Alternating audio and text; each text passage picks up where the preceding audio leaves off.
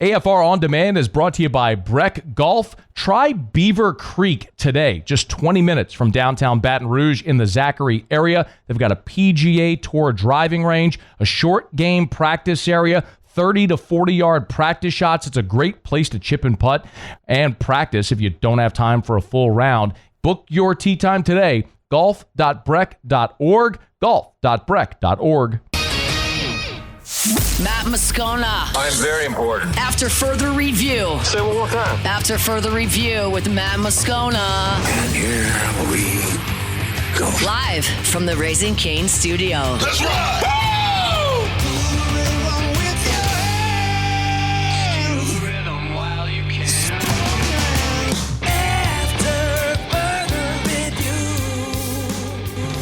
And off we go. Welcome aboard. Glad you're with us. It's AFR, presented by Goodwood Men's Sexual Wellness. We're here at Marucci Hitter's House on Segan. Fired up to be here for a jam-packed show. As we were going off the air a day ago, the SEC dropped the hammer, and there has been nothing but a ton of reaction since. We do have Cat Terrell next hour. Russ Mitchell returns in hour 3 to actually talk football, and that will be so nice to talk football and not legalities and all the nonsense therein. But let us begin as we do every single day. It's time to pop the top on another edition of AFR with Bud Light. Drink easy. As we were going off air on Tuesday night, the SEC released their statement, so we had little time other than just to read the statement. So let's react to it, and then ultimately what has transpired really in the 21 hours since.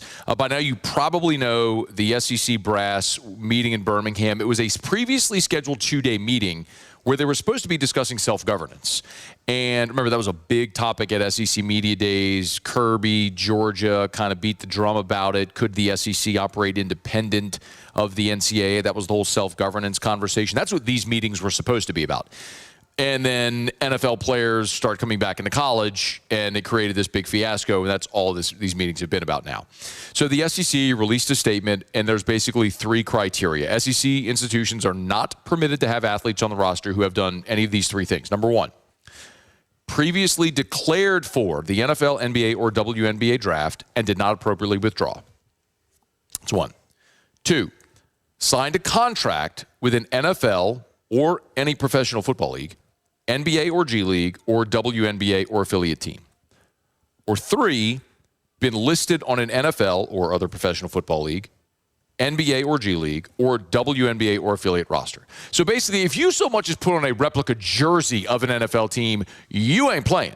They try to cover all of their bases therein. They note that the commissioner is authorized to enforce this expectation with penalties against member institutions. So on Monday night, they wagged their finger like, we don't like this.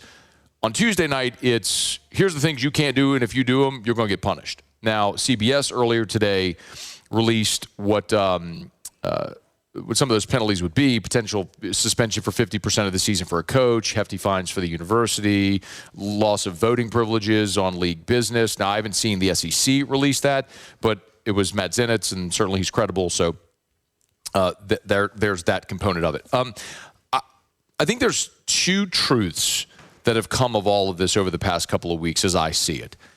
Number 1 is that the NCAA could have very easily avoided all of this hullabaloo if they had granted the blanket waiver for the 2022 kids. We've talked about this plenty. I don't think I need to rehash the entirety of it. By now, if you listen to the show, you should be caught up to speed, which is to say this is a very small subsect. It is not a perpetual thing.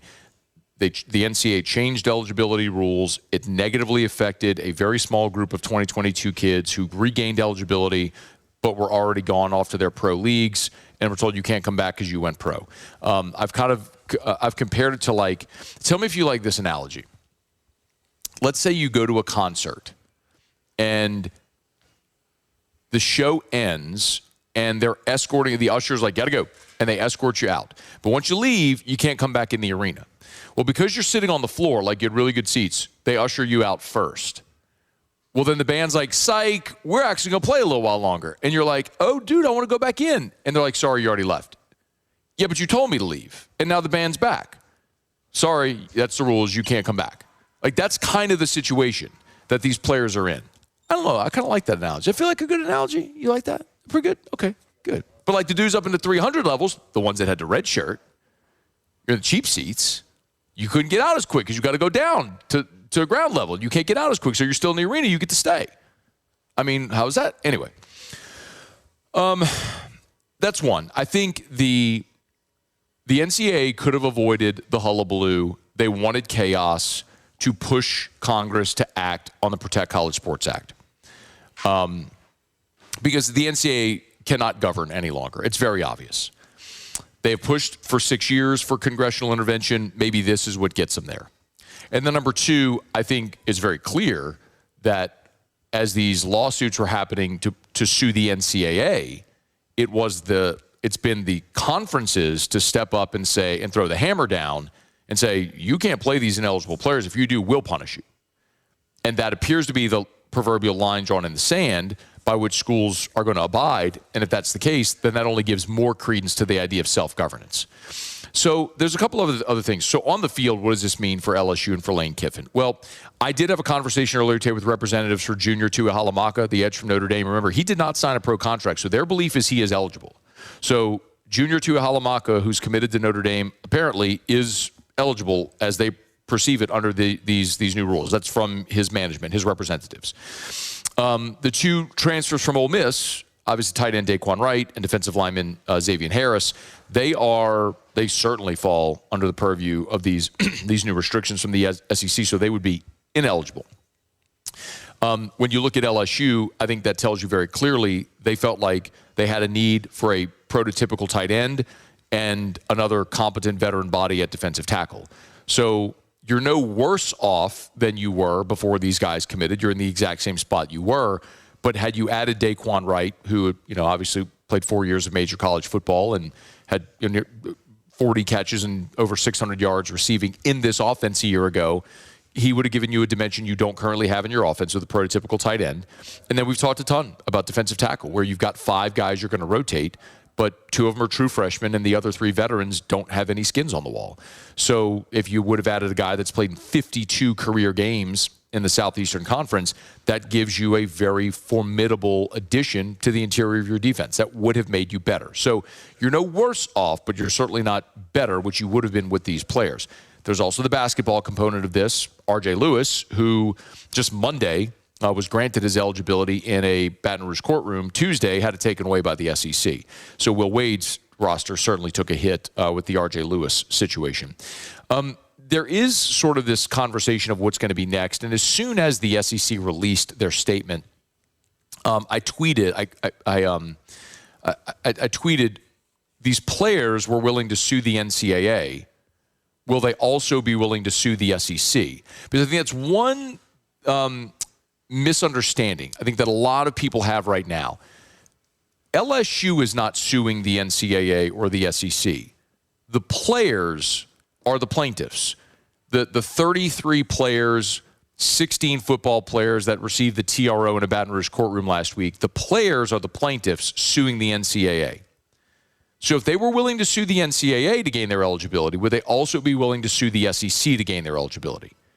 And I look at it from the standpoint of these guys have a ton to gain and relatively little to lose by going to court. Like, if you're Dae'Quan Wright, you don't have a path back to the NFL. I mean, the Browns waived you because you entered the portal while you were on their roster. They're like, forget it, you're gone. The NFL does not need Dae'Quan Wright. Dae'Quan Wright stands to make a lot of money playing another year of college football. So why wouldn't you go to court to fight for your eligibility? So Ross Dellinger tweeted that last evening, shortly after this, Ryan Doughton, one of the attorneys representing the players in the Louisiana case, tells Yahoo Sports the NCAA should be, quote, held in contempt of court for permitting conferences under its purview to blatantly violate court orders, and he plans to file such a motion, separately noting that attorneys are considering the appropriate legal response to hold the Big Ten and SEC accountable for their cartel-like coordination with the NCAA, noting it is clear the attorneys are poised to file legal challenges against the two conferences. So there's the answer to the question. Yes, the attorneys for these players do plan on filing suit against the conferences. So there's a hearing on a preliminary injunctive hearing on Monday in Baton Rouge for these players.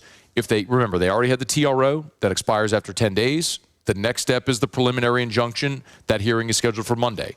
If they get it, by law, those players are eligible.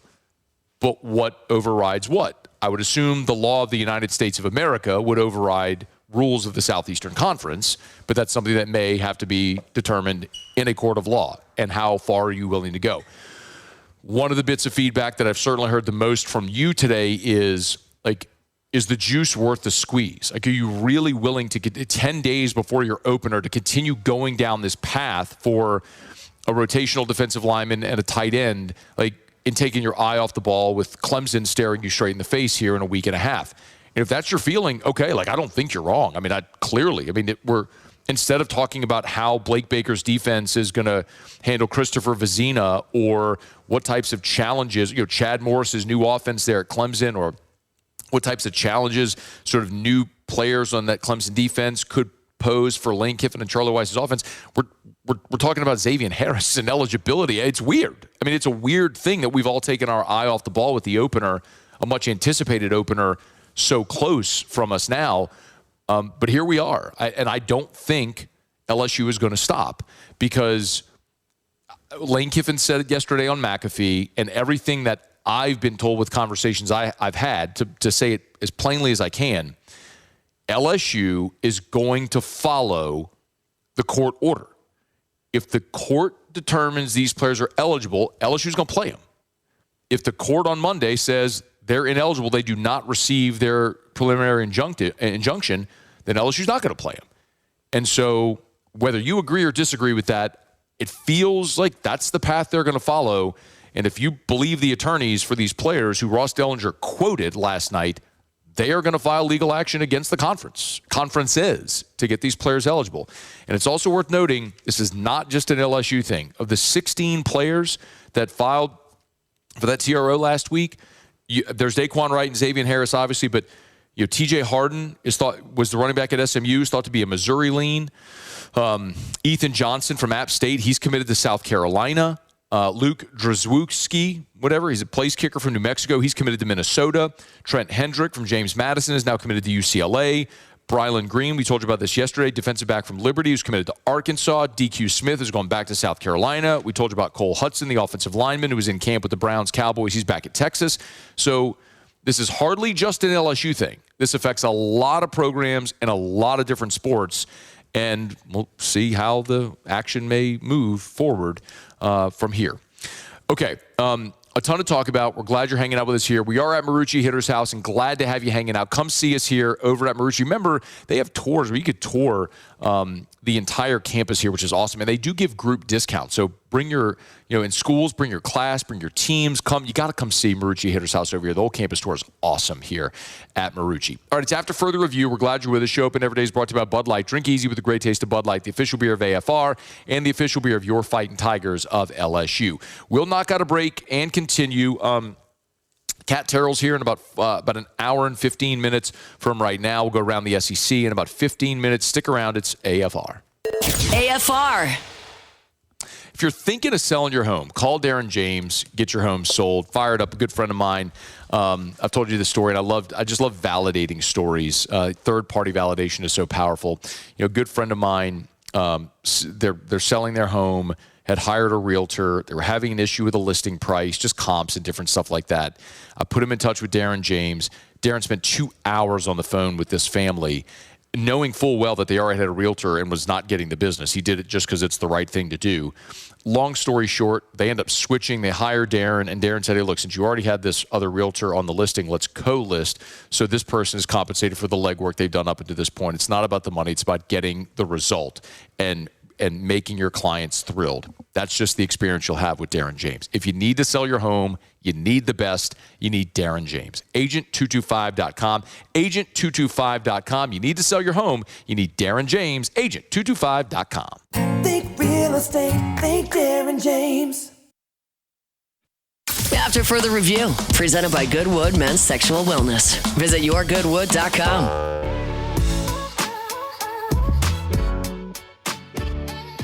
I think all the major conferences are showing unity in this. And the fact that the Big Ten and the SEC were unanimous on this is really important, because you have conference leaders whose own head coaches are trying to do this say, you can't. That's Heather Dinich on ESPN. I think there's one important note that I'll say out loud that you all know is common sense. You know this to be true, but I'm going to say it out loud. This clearly is not unanimous. Now, the official vote was held, and people are putting it out there that it was 15-0 that LSU abstained. Clearly, this is not unanimous. Let me give you an example of something comparable that does not necessarily specifically involve LSU, so it'll make sense. I'll never forget when we were at SEC Football Media Days when the news broke that Texas and Oklahoma were going to be coming into the Southeastern Conference. And Texas A&M leadership recoiled because they, in the summer of 2010, made the decision to split from Texas, to go their own path, to get out of that shadow, to come into the SEC with Missouri. And then a handful of years later, I guess a decade later, here comes Texas. And Texas A&M was not pleased about it. And they made their feelings known. And then behind closed doors, they got their hands slapped. And when the vote came, whether or not to admit Texas and Oklahoma, it was a unanimous vote. Because the SEC's policy has long been, say whatever you want behind closed doors. Air your grievances, let your feelings be known. But when we open the doors and we're public facing, we are going to be unanimous. Like, we are going to be unified. That has always been the league's policy. It's why back in 2016, when you had the LSU Florida fiasco with Hurricane Matthew, that was such an ugly thing for the league. And that was when Sankey had just become commissioner. And it actually took Herb Vincent, who was like very, very heady, who was the one that threatened the imposition of punishments of not being able to play in a conference championship game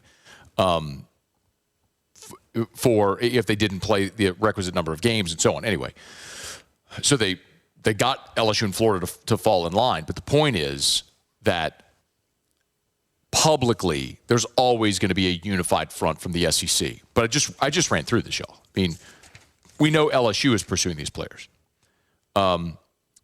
South Carolina has accepted a commitment from Ethan Johnson from App State. Arkansas accepted a commitment from Braylon Green from Liberty. There's Kentucky basketball took a commitment from Mark Mitchell, who had been at Missouri, left, came back under this waiver process. Cole Hudson from Texas was in camp with the Browns and the Cowboys, now is back with a waiver. I mean, the point is, y'all, like, it ain't just LSU. I mean, by the way, Pete Golding said this when he was asked about recruiting players out of the portal. From an injury component, there are things that you've had some banged up spots to where obviously if this is what we're going to do and this is what everybody's doing, you know, within the framework of college football, then there's certain spots that obviously we would have interest in too. I mean, Pete Golding saying he's open to it. We know Lane Kiffin is open to it. You know, a day ago, we played for you the Ryan Day cut. Play that if you would, Muse. This was not in the SEC, but this is what Ryan Day said. If there are teams that have some players out there who are cut from NFL rosters that are going to be on other teams, we have to at least consider it and look at it. Do I like anything about it? Absolutely not. But we got to do what's right for Ohio State. So it's sort of a day-to-day thing right now. And like anything, we're just going to try to adapt. But I think we would all agree, maybe not everybody, but that, you know, there has to be a certain point where your roster gets locked in. Well, Ryan Day saying they would consider it. Today, Joey McGuire at Texas Tech, obviously in the Big 12. This was actually Tuesday evening, his media availability Tuesday evening. This is what Joey McGuire said. You know, I was checking with our guys today at like, what's the Big 12 going to do? You know, and so, again, it's going to be interesting. I mean, we're going to monitor. We've been monitoring the last week or so to how we can add, if possible, somebody to make this team better. I understand both sides. We are not looking at anybody that is in the NFL that possibly could be cut. We haven't called any NFL coaches. We haven't scouted any NFL players that I think some teams have done, but we're definitely going to look. I mean, they're going to look, and we're not calling right now, but if they get cut, we're going to call. I mean, it's just to illustrate the way that this has been painted nationally is that Lane Kiffin is rogue, doing this thing no one else is doing. It's LSU. And yes, it is that. Like, Lane Kiffin is pursuing these players, looking for an advantage, and LSU brass is supporting him in that effort. That's unequivocally true. Whether you agree, disagree, that's true. But it's also true for half of the Southeastern Conference and other major programs that are talking about it publicly. So what transpires, I don't know. It's worth noting John Rothstein. Now, that was Joey McGuire talking from the Big 12's perspective. John Rothstein earlier today tweeted, citing sources, the ACC will have a meeting Wednesday to discuss whether or not it will enforce similar eligibility rules as the Big Ten and the SEC did on Tuesday. So we'll wait and see the result of that ACC meeting and what may come of that. If we do get that while we're on air, if it's dropped, I just tried to check. I don't know that I saw it, but if we do get something like that before we go off air, we'll certainly talk about it and let you know. But the bottom line is that's where things are trending. Now, a couple of other tidbits I'll tell you, and I did share this on Twitter earlier today. A few notes, and then after this, we'll move on. We'll do around the SEC and get into more of the meat of the show. But this is obviously the story that's leading everything, and LSU and Baton Rouge are in the epicenter of it. So naturally, we're going to talk about it as long as there's relevant things to discuss. A few things. Number one, the Notre Dame edge, Junior Tuihalamaka, his reps confirmed to me today they believe he is eligible. Like, he does not fall under the purview of that SEC release. He did not sign with an NFL team. They believe he is eligible and will still be available to join LSU's roster, provided he's granted the preliminary injunction on Monday in the Baton Rouge courtroom, right? The same 33 athletes, the 16 football players that got the TRO, they're all expected to be named still in the preliminary injunction hearing on Monday. So if Junior Tuihalamaka is granted that injunction on Monday, then in theory he'll be playing for LSU next week against Clemson.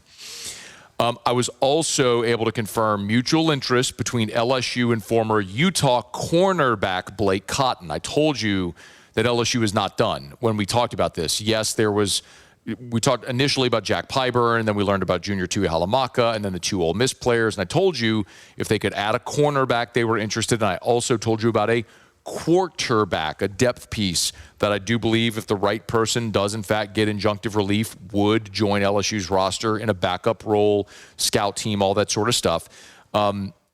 So that's still trending in that direction. But Blake Cotton is interesting because I was told he is in Baton Rouge. Again, this is a former Utah cornerback who signed, again, went undrafted, signed with the Denver Broncos, was cut.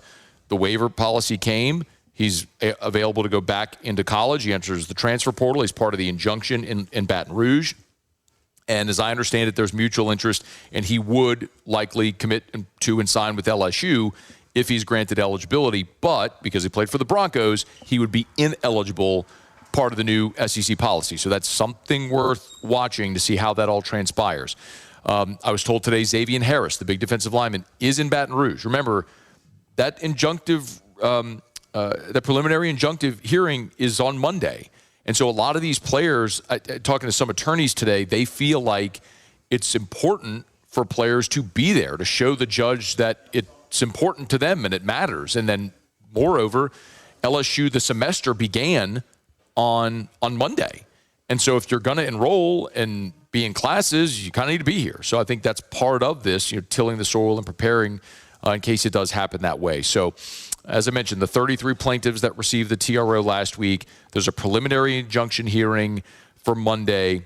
And as Ross Dellinger, that's against the NCAA. And as Ross Dellinger reported, these attorneys are considering action against the SEC, the Big Ten, the conferences to gain eligibility for their clients. And my understanding from LSU's perspective is they will follow the court's order. Whatever the court rules is what LSU will follow. So unfortunately, for many of us who are not legal experts, we'll have to continue keeping an eye on legal rulings. Okay, it's After Further Review. We're brought to you by Our Lady of the Lake, championship health partner of LSU Athletics, fmolhealth.org/LSU. That's the website if you want to learn more about the Championship Health Partnership, fmolhealth.org/LSU. You know, whenever the Tigers get bumps and bruises, whatever it may be, they trust the lake with their health care. And it's Lane Kiffin, it's Jordan Seaton and Whit Weeks and Sam Levitt and Tradez Green and Braylon Moore and DJ Pickett and all these elite players at LSU. They trust the lake, and so do I, for my primary care, health care, when I needed emergency care for my appendicitis. We bring Drew to Our Lady of the Lake Children's Hospital. If it's cancer or stroke or heart health or pediatrics, as we mentioned, I trust the lake, and so should you. fmolhealth.org/LSU. Our Lady of the Lake and LSU. Together, we roar.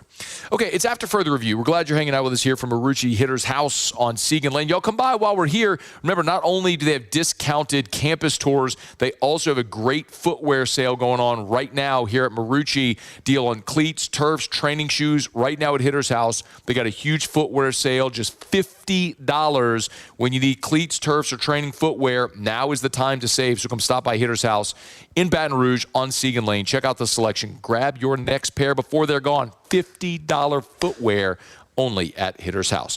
Okay, let's knock out a quick break. We'll come back. We'll go around the SEC. Stay with us here on AFR. AFR. Glad to have you aboard with us here, and always love telling you about our friends over at Watermark and Renaissance. Watermark Downtown, Renaissance Southtown. Actually, not far from where we are on Bluebonnet is Renaissance Baton Rouge. Hey, LSU's going to play a football game a week from Saturday. And I mean, it's wild to think, but it's here. And you probably have friends or family coming in from out of town, clients that are going to come in for a game. And if you need a place to stay, make sure they know about Renaissance Baton Rouge. Right there on Bluebonnet, near I-10, convenient access to I-10, which means it's easy to get on the interstate, get to LSU. And then you have the mall and Perkins Road right across the street, so convenient shopping there as well. Great restaurant opportunities. I mean, look, you go right up to Perkins, hang a left. Supper Club is right there on your right. You've got Tallulah inside of Renaissance Baton Rouge, which is an awesome dining experience. Make sure you check out Renaissance Baton Rouge in Bluebonnet. Great place to stay for all the home games. Great place to host your next event, whatever type of event. Make sure you check them out. It's Renaissance Baton Rouge. River Parish Contractors, rpcontractors.com. rpcontractors.com. Man, I love telling you about River Parish Contractors because I love telling you about great local businesses. 25 years, man. They opened up in 2001, celebrating 25 years in business. It has been my great pleasure to get to know so many of the great folks over at River Parish Contractors. Ronnie and Big Jake and all the crew popping on in to see them there at Reserve at the Fab Shop, which is awesome, which, by the way, is open 24/7. So if you want to pop in any point to check on your project or any project, you can do it. And yes, 24/7 because they have day shifts and night shifts. Y'all, they are rolling around the clock. So if you're looking for work, why wouldn't you go work at River Parish Contractors? You can work days, you can work nights, as much overtime as you want, great benefits, awesome people, and you're home with your family every night. They're looking for a diesel mechanic right now. I just saw this posted on their social media, so check it out. It's River Parish Contractors. Call Big Jake at River Parish Contractors, rpcontractors.com. After Further Review, presented by Goodwood Men's Sexual Wellness. Visit yourgoodwood.com.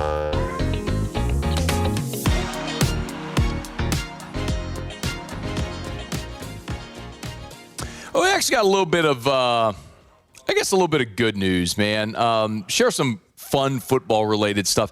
Yesterday, LSU awarded the 18-7 jerseys, and they made it public today. Might have had a little bit of a heads up on this, but LSU posted it this morning. Braylon Moore is going to wear 18, and Whit Weeks and Tradez Green are going to wear 7. So maybe some good vibes here, all right? The last time, this is only the second time ever that an offensive lineman has gotten 18. Now, you obviously can't, the offensive lineman, Braylon Moore, can't wear 18. He's got to wear 61, but he'll have a patch. But if you remember, the last time, the only time, an offensive lineman wore 18 was Lloyd Cushenberry, also a center in 2019. LSU, of course, had the greatest season ever, won the national championship. Maybe, just maybe, I don't know, some good vibes, some synergies there.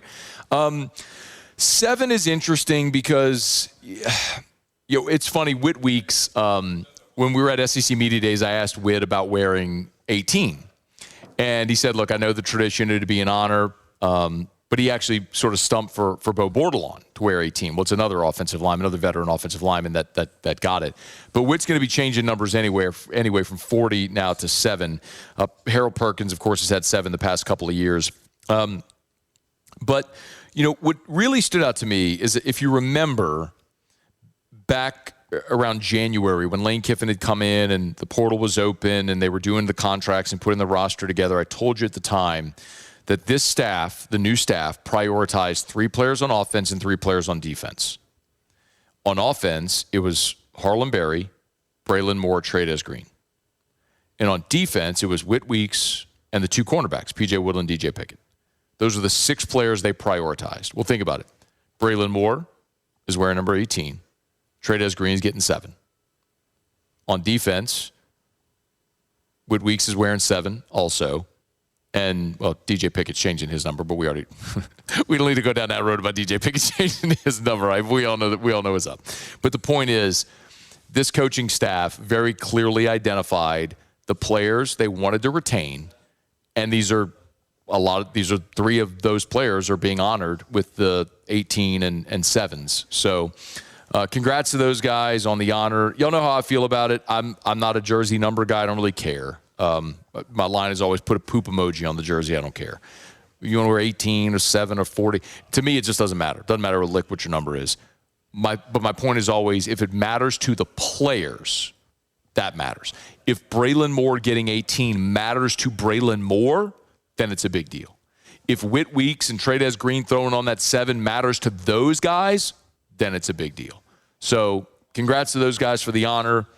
Great leaders, guys I've really enjoyed, during their time at LSU, covering them, talking to them. They've been great representatives of the program, and congrats to them as kind of starts to feel like we're getting a little closer to football now with those jersey number announcements. All right, it's After Further Review. We're here at Marucci Hitter's house. Thanks for hanging out with us here. We're glad you're aboard. We are brought to you by Relief Windows and ReliefWindows.com. It's interesting. We're here on Segan, and Cloverland is right there. The original Relief Windows office was right around the bend from here, but now they've moved, as you probably well know. Their new headquarters is on Airline Highway in Prairieville. So if you're going south on Airline into Prairieville, you cross Highway 42 about a quarter mile on the right. You can't miss it. Giant showroom. But it doesn't matter. Like, if you're listening in Lake Charles, Lafayette, Alec, anywhere in the state, Monroe, New Orleans, wherever you are, Relief Windows serves the entire state of Louisiana, really the whole Gulf Coast. So if you want energy-efficient replacement windows, beautiful entry doors, hardy plank vinyl siding. Oh, yeah, they do shutters, too.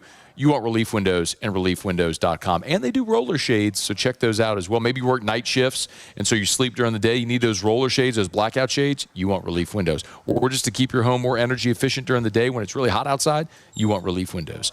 ReliefWindows.com. All right, it's After Further Review here from Marucci Hitter's house because we're on remote. Muse will take care of it. Muse, hit it around the SEC. Around the SEC, bringing you the biggest news from the nation's best conference. The Alabama Crimson Tide. Alabama defensive lineman Jeremiah Beeman, he suffered an ACL injury in Sunday's preseason practice. He will miss the 2026 football season. Yay, Alabama announced that news on Wednesday. Underwent the surgery already. That took place Tuesday at UAB St. Vincent's. He's entering year 3 for the Tide. Was on the road to recovery from an ACL injury he sustained early last season. You'll remember Beeman started Alabama's season opener against Florida State because he was filling in for Tim Keenan III. And then the very next week in practice, he injured his own ACL, which ended year 2. Now year 3 has been ended by the same injury.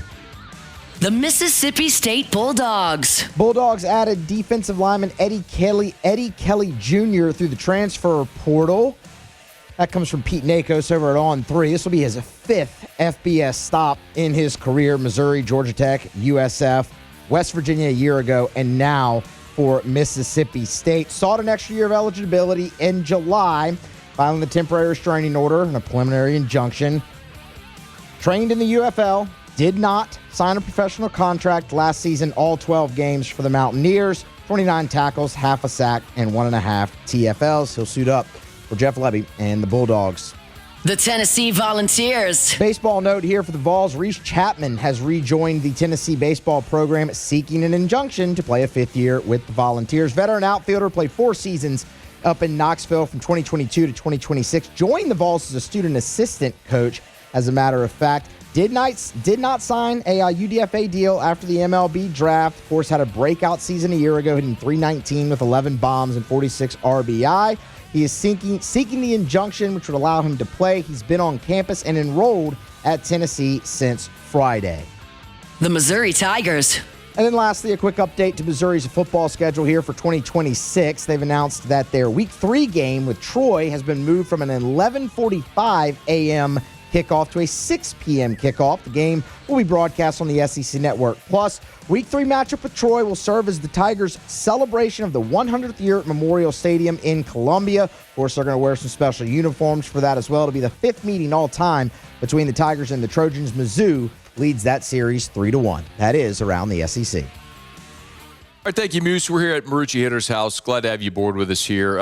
Let off around the SEC there with the story about Jeremiah Beeman, if you missed it. A defensive lineman from Alabama who tore his ACL Sunday is out for the season. That sucks. It's just at any level in any sport, when no one ever wants to ever see an injury, it just feels like when it happens in a practice or a scrimmage before the season starts, like Gabe Relaford and Aiden Anding in spring, it just sucks even more when it happens like that. Beeman missed all of last year, or nearly all of last year, with a right knee injury, played in just one game, and now was going to be back, and now another injury. It's just so reminiscent of Gabe Relaford. And you bleed for those guys, man. So it's certainly a hit to Bama's defensive line, competitively. But it just really sucks for the young guy. The thing I would say to point out is, knock on wood, but from LSU's perspective, they were remarkably healthy in fall camp. I mean, the things we talked about were, Lamar Brown got rolled a little, but was back at practice a few days later. They held him out of the scrimmage on Saturday, but he's fine.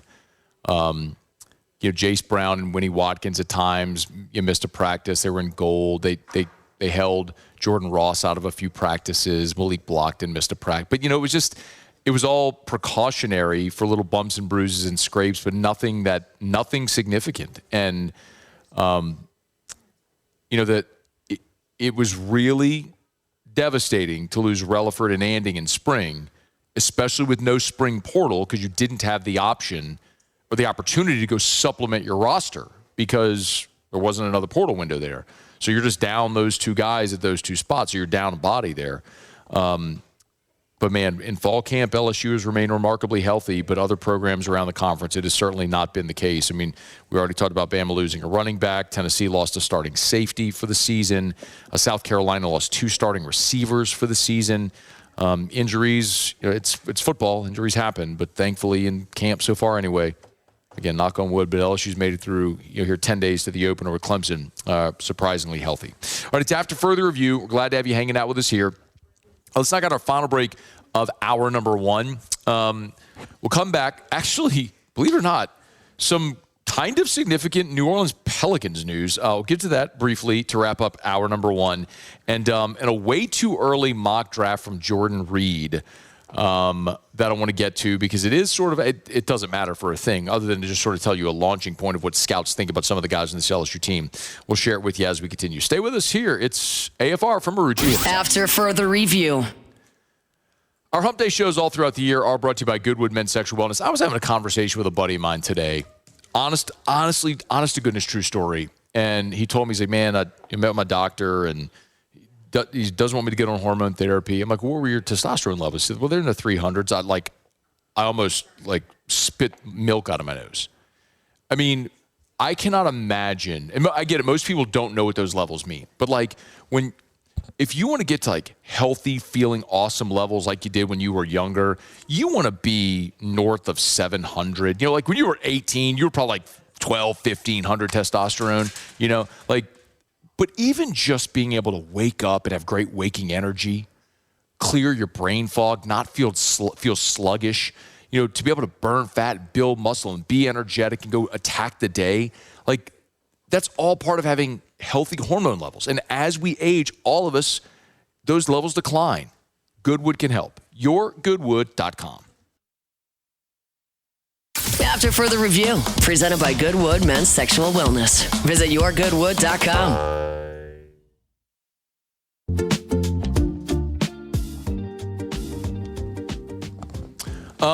A union 4 years in the making. This is wild. I saw this earlier today. Shams had it first, that the Pels have agreed to a deal, a 4-year deal with Ben Mathurin. So 4 years, forgive me. 2 years, $16 million. 2 years, $16 million. Apparently, according to Shams, Mathurin's reps, they approached the Clippers about withdrawing his $8.8 million qualifying offer. And it turned that qualifying offer into, I'm reading from Shams here, a more favorable situation in New Orleans, which added security. So Mathurin, according to Shams, prioritized flexibility and the earliest path to unrestricted free agency next summer instead of a long-term offer with larger total commitments to but greater team control. So for Ben Mathurin and his reps, he chose a different path, and that led him to New Orleans. This is so fascinating because if you recall, and you may not, when in the 2022 NBA draft, Ben Mathurin was very commonly mocked to New Orleans in that draft, the small forward coming out of Arizona. And he ended up going 6 overall to the Pacers, and that's when New Orleans used the 8th pick on Dyson Daniels. So they didn't have the opportunity to draft Mathurin, although that was the pick many thought was going to land in New Orleans. Now, here 4 years later, Mathurin and the Pelicans finally find each other. Now, there's a different head coach in New Orleans, and obviously there's a different leadership now in Joe Dumars. But getting that deal done to bring Mathurin here from the Clippers is pretty outstanding. So they had their eye on Ben Mathurin for a long time. He's a 4-year NBA vet. It's a 2-year deal worth $16 million. The skinny on Mathurin, 6'5", 210-pounder. Again, was the 6th overall pick out of Arizona by the Pacers in 2022. So when you look at the offseason now for the Pelicans, they've added Ben Mathurin. Remember, they also signed Trendon Watford last week. So these aren't necessarily roster moves that are going to adding Watford and Mathurin aren't necessarily the organization-changing roster moves that some might have expected with Joe Dumars. But you do have a good young core, and Mathurin averaged 17, 5, and 4. 17 points, 5 boards, 2 assists with the Clippers. And they made this work financially to make it happen. I mean, you're talking about a guy that's averaged double figures in each of his 4 seasons in the NBA. He had a career high last year at 17.6 points per game. Played part of the season with the Pacers before going to LA with the Clippers. 28 point from 3.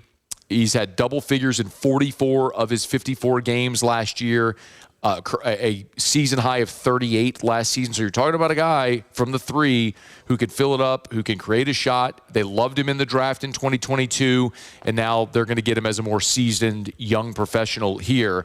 2-year deal, but it does get Mathurin closer to unrestricted free agency in the next couple of years. So again, he sort of forfeits that $8.8 million qualifying offer from the Clippers, but it will get him to free agency sooner. So it makes sense for Ben Mathurin sort of betting on himself to free agency sooner. The Pelicans get a player at a position, at the player they like at a position they certainly need help at, and I like it. So pretty cool that this. The Pels and Ben Mathurin finally found their way to each other. The full write-up, if you want to read it, by William Weathers, is up over at LouisianaSports.net. As we remind you all the time, everything always free over at LouisianaSports.net, where I should remind you the Saints are practicing tonight at Yulman Stadium. One of my favorite, maybe my favorite day of Saints training camp, the Yulman Stadium practice is awesome. I mean, look, Yulman is a great venue if you've never been. It's right there uptown on Tulane's campus.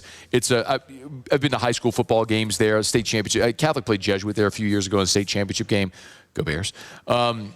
So it's an awesome venue, and the players, like, you're just walking, riding your bikes through the streets of uptown New Orleans. They have the practice under the lights, and fans are invited to attend. It's such a cool novelty thing that they do, and that's tonight. So anyway, Ross Jackson will be there covering that practice for us at LouisianaSports.net, and he'll have all of his practice notes. And Ross normally joins us in hour 3 to give a recap of practice. Well, because they practiced tonight, we won't have that with Ross today, but we will have the practice report up at LouisianaSports.net this evening when it's all done. So make sure you check on it there. Bookmark LouisianaSports.net. It's always free. And as we remind you all the time, if you want breaking news, whenever there's breaking news, we text our LouisianaSports.net links out. All you have to do is text LSN, as in LouisianaSports.net, LSN, those 3 letters. Text LSN to 225-499-1045, 499-1045, 499-1045. Text LSN to 225-499-1045. Do it now because you have to text because you have to opt in. That's why you have to do it. So opt in, and then as soon as if we ever have breaking news, boom, you'll get texted that breaking news right away. All right, it's after further review. We're here at Marucci Hitter's House, and glad to have you hanging out with us here. There's just so much reaction to everything going on right now with all the roster movement and the NFL players and all that stuff. We'll continue to sprinkle that in throughout. But last night, the LSU community came together to honor the late Skip Bertman, and it was just an awesome ceremony. Verge Osbury had this to say during the celebration of life. We win at LSU, and we win a lot, and we won't ever apologize for it. But our student athletes are here because they, too, are just different. They want to wear their unmistakable purple and gold. They want to play with other athletes as motivated toward greatness as they are. They want to be elite. They want to always be special. This isn't a promise or something recent. It's been here for quite a while. It was the way Skip demanded it. It was the way it should always be. Verge, whenever you're around for as long as Skip has been, you feel like you've heard every possible Skip story. So when you hear a story for the first time, it is a little jarring. And Verge told an amazing story of sitting in the suite at Lexington for the Bluegrass Miracle game with Skip and Dan Radakovich. Talking about being the chosen one. It was hilarious. If you missed it, go check it out. You can find it on YouTube. A beautiful celebration of life last night for Skip Bertman. Hour 2 next. After further review. I got a text earlier today, and Alondra can verify this, that I'm not making this up. I got a text at, what time was it? Here it is. I got a text at 11 a.m. on the nose. Hello, Matt. This is the Williamson Eye Center. Our records indicate it's time for your next eye exam. Your eye health is important to us. Use our scheduling link. Boom. There it is right there. Hey, look, I tell you all the time at the Williamson Eye Center, it's eye care, eyewear, and eye surgery. So make sure you schedule your annual eye exam at the Williamson Eye Center. They got locations all over Greater Baton Rouge, 6 locations all over Greater Baton Rouge. You know, in Baton Rouge proper, in Zachary, Ascension, Livingston, Lutcher. So there's a location near you. Eye care, eyewear, and eye surgery. You need to upgrade or update your contact or glasses prescription or get new lenses. They can help you there. If you want to ditch them forever, a refractive procedure is available at the Williamson Eye Center. Call 924-2020 or go to williamsoneye.com.